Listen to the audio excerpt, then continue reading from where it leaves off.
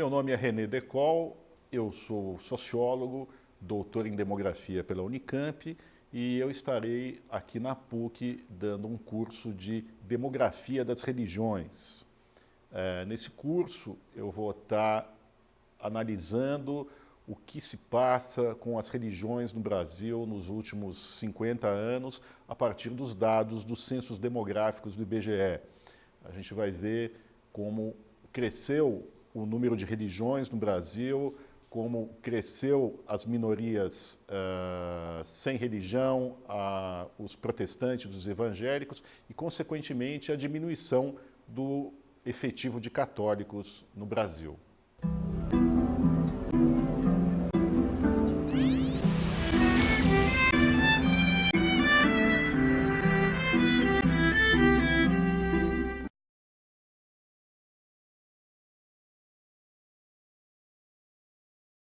Nova Estela Ciência e Debate, um programa da TV PUC São Paulo, um programa gravado no estúdio da TV, mas que traz a cada semana um convidado que vem debater algum tema relacionado à ciência, a ciência que faz parte, para o bem e para o mal, das nossas vidas, invade a realidade cotidiana praticamente de todo o planeta em todas as suas dimensões e que nos faz pensar muito para entender, né, o caminho que a ciência nos leva, principalmente na sua vertente tecnológica.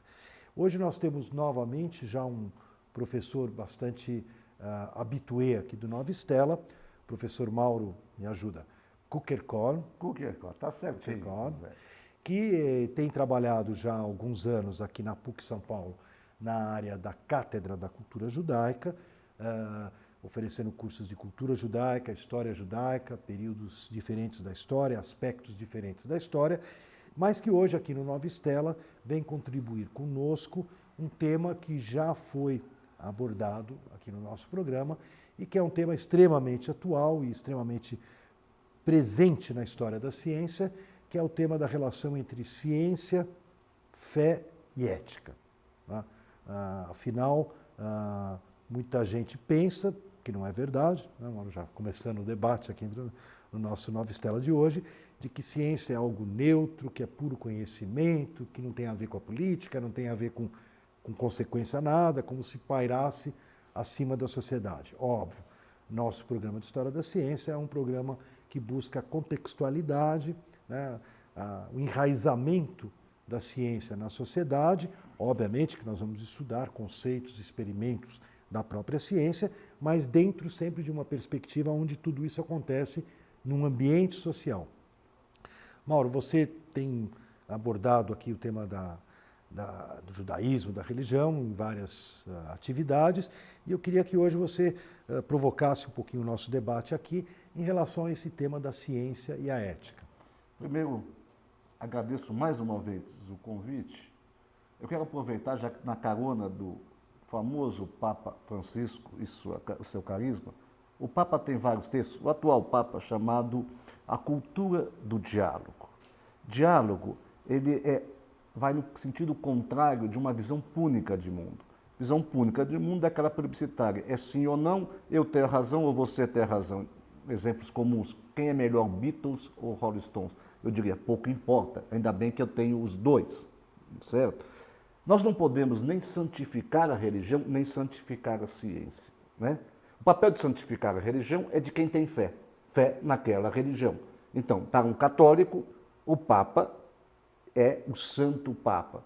Para nós, é alguém que nós devemos dialogar a partir do momento que ele se propõe a dialogar. O mesmo com a ciência. A ciência não tem uma verdade absoluta. E a ciência não é só voltada ao bem.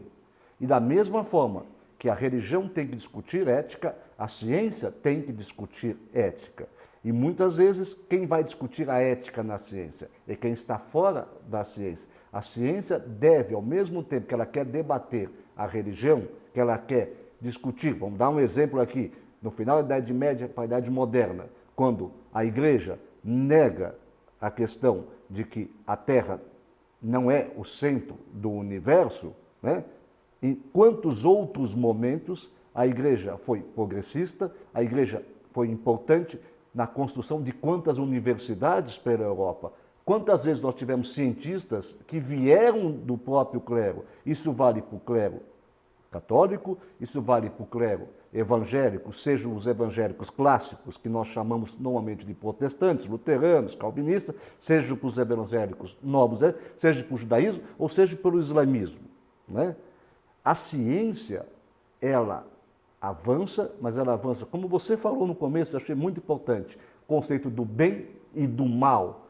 Os maiores períodos de avanços científicos geralmente se dão em conflitos, se dão em guerras. Os avanços científicos e tecnológicos na Primeira e na Segunda Guerra Mundial foram fantásticos. Avanços na medicina, avanços na física mecânica, na questão da tecnologia de comunicação. Se ganha guerra na comunicação. E hoje, nesse mundo contemporâneo, nós tivemos agora uma discussão muito interessante com esse escândalo de espionagem dos Estados Unidos, inclusive com acesso, né, aos grandes provedores, né, da internet. Ora, nós não podemos negar aqui que esses avanços de comunicação nas chamadas mídias digitais, elas revolucionaram o mundo em encurtar o mundo e dar acesso a pessoas que não tinham, a dar opiniões. Nós já discutimos isso aqui. Um sujeito que está em tal lugar, que nunca ouviu falar no assunto, a partir do momento que esse assunto se torna, né, global, ele pode dar a sua opinião, mesmo que ele não seja um especialista. E ele vai poder debater com o especialista. A diferença é que após aquele momento que aquele assunto é importante por 15 minutos, né, o especialista vai continuar discutindo e estudando. Mas aquela pessoa que até então não teve nunca acesso àquele debate, teve direito de opinar e de conhecer o assunto. Agora, qual é o controle social que nós temos sobre a tecnologia? Aí é uma outra questão. Quanto à relação, não é igreja, é religião e ciência, elas sempre estarão como um tema contemporâneo. Ela foi contemporânea na antiguidade, ela foi contemporânea nas idades médias, no mundo moderno, e ela é contemporânea hoje. E a ética permeia todas elas. O que une elas é a discussão de que ambas têm que caminhar dentro de um parâmetro ético.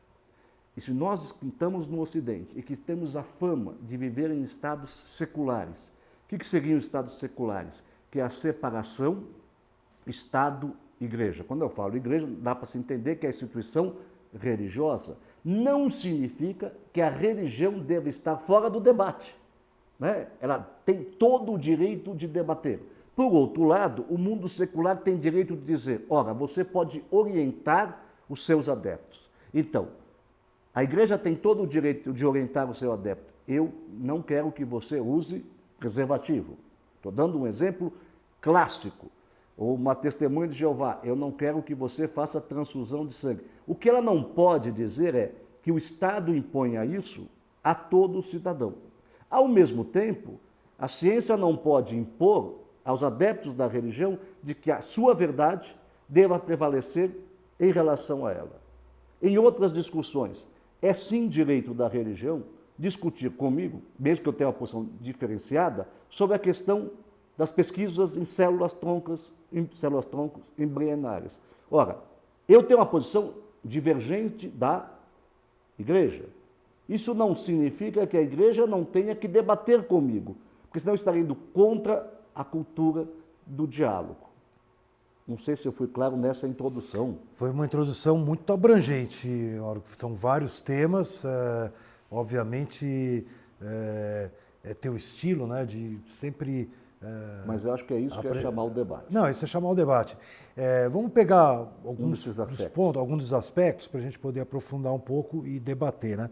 Eu gostei, até pela extrema, aliás, quase todos os temas que você colocou são extremamente contemporâneos, mas alguns são até mais recentes, né? Sim. Por exemplo, o caso do escândalo da espionagem americana em relação à internet, né?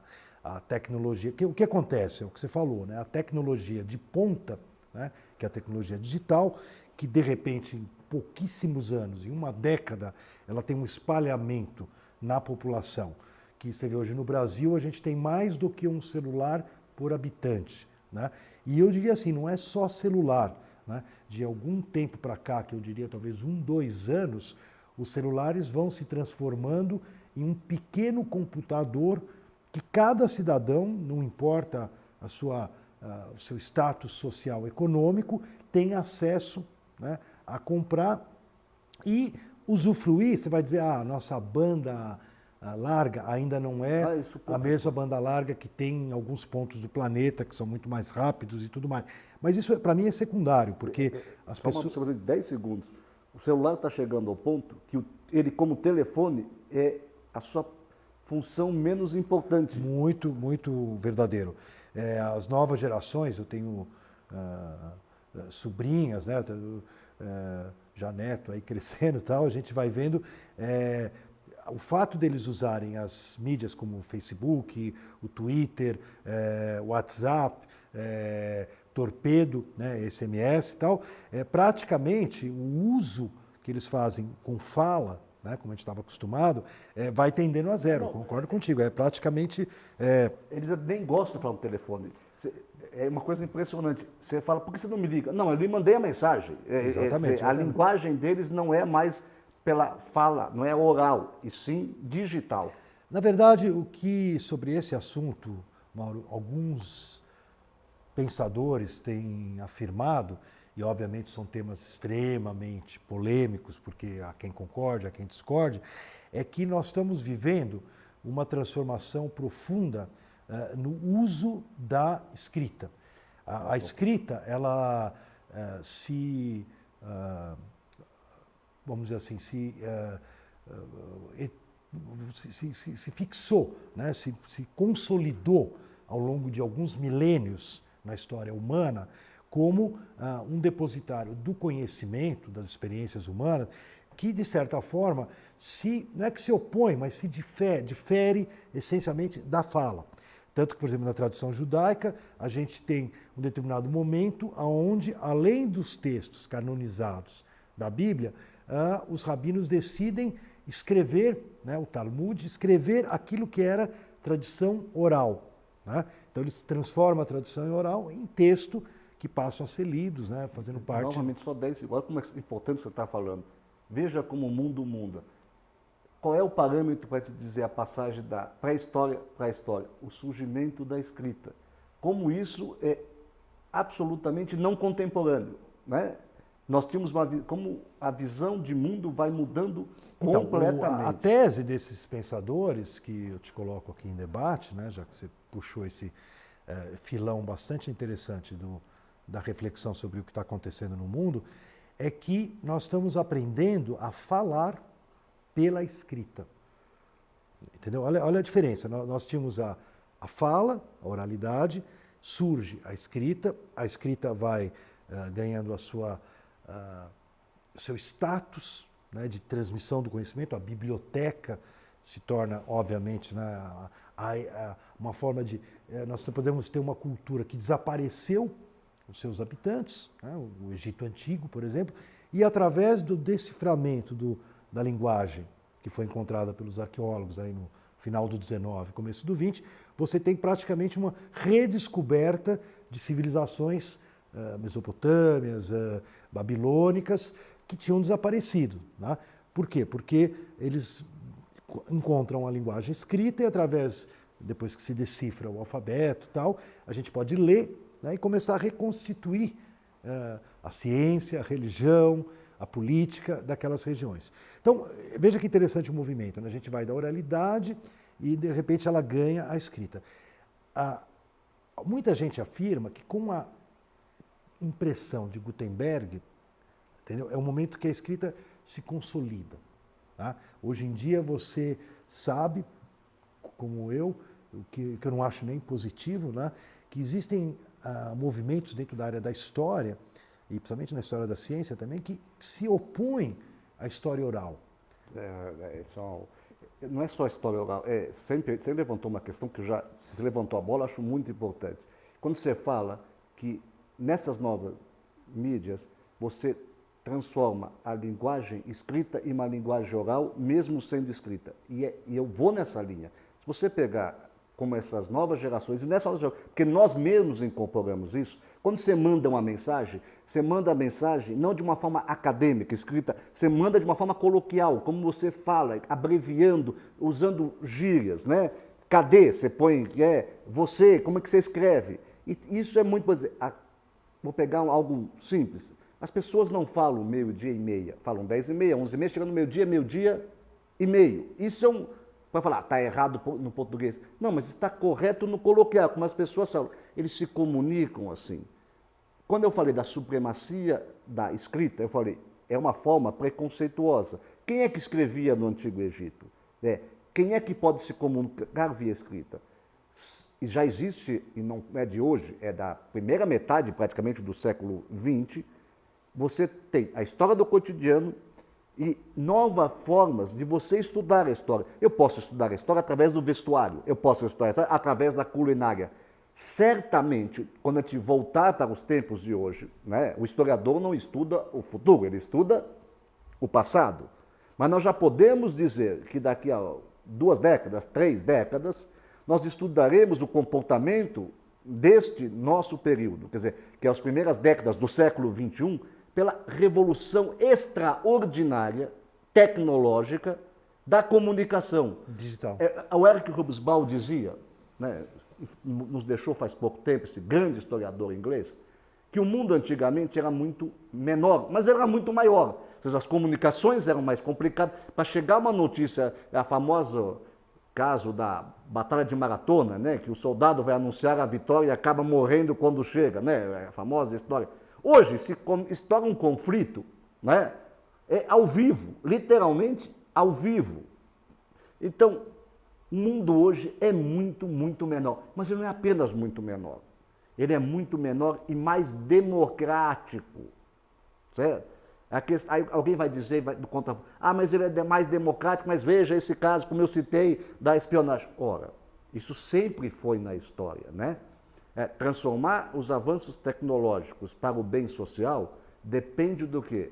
Da participação social. Nós tivemos um exemplo agora extraordinário aqui no Brasil, que a partir das mídias digitais, a mobilização de junho. Alguém vai dizer, ora, mas elas eram dispersas, inicia com a questão do passe livre, mas é assim, porque através dela, o que as grandes mídias discutem? O que as pessoas... É o seu cotidiano, né? Então discute a opressão do cotidiano. Aonde se dá a opressão do cotidiano?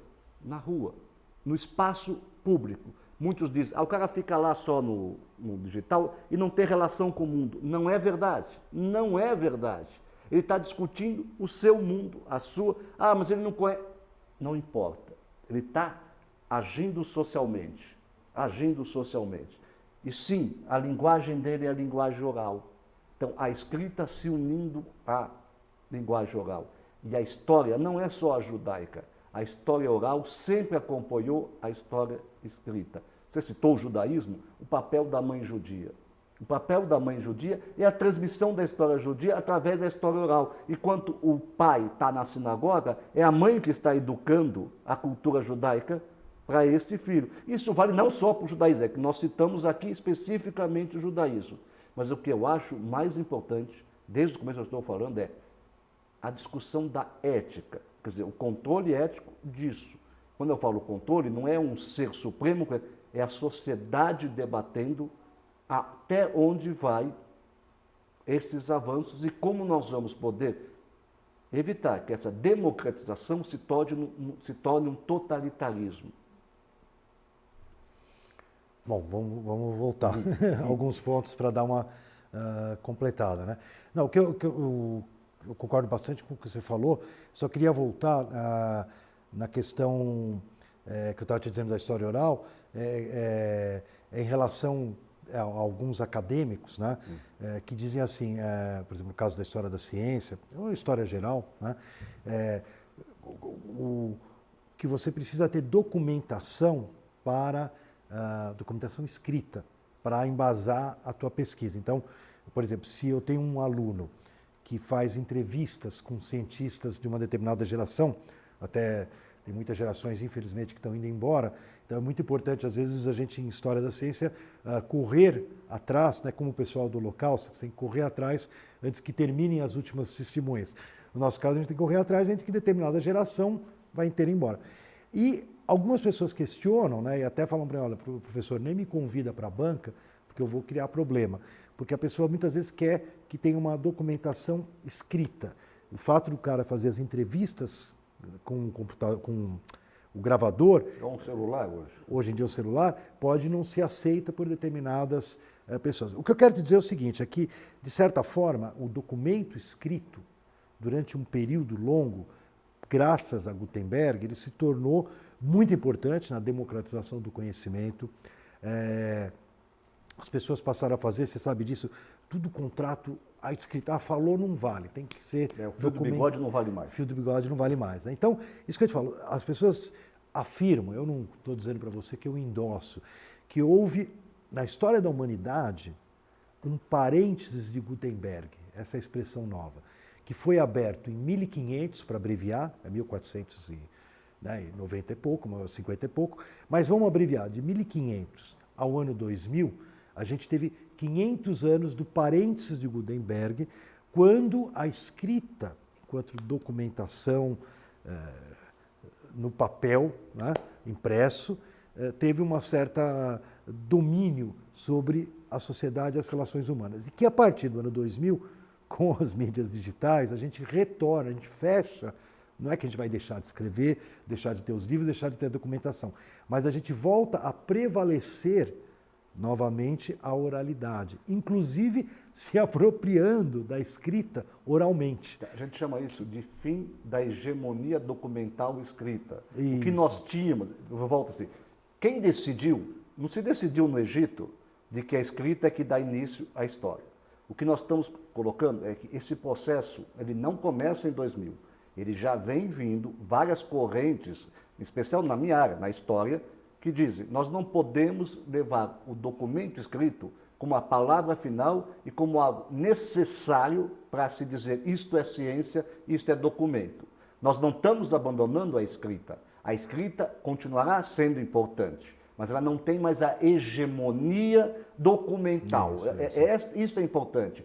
E quando eu falo democratização, eu não estou abandonando a escrita. Quando você fala, eu achei muito engraçado, você falou gravador, a gente não usa mais quase gravador, a gente está usando os outros. Então você faz uma entrevista, aquilo é um documento.